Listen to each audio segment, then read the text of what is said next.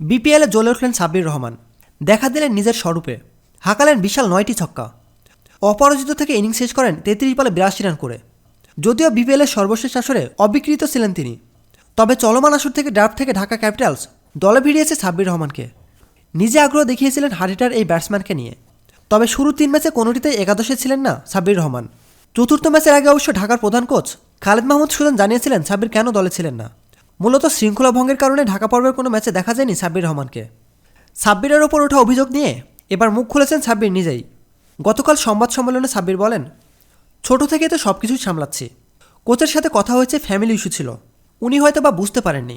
Internal কথাগুলো প্রেসে না বলাই ভালো। যেহেতু সাব্বির রহমান কিছু হলে ডিসিপ্লিনের কথা চলে আসে, আমি চেষ্টা করি ঠিক করে চলার জন্য। আশেপাশে কিছু লোক হয়তো বা হতে দিচ্ছে না, পুশ করছে আমাকে। এটা নিয়ে আসলে আমি অতটা চিন্তিত নই।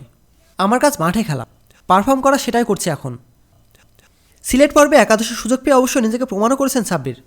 গতকাল চট্টগ্রামের বিপক্ষে রীতিমতো তাণ্ডব চালিয়েছেন এই হার্ড ব্যাটসম্যান।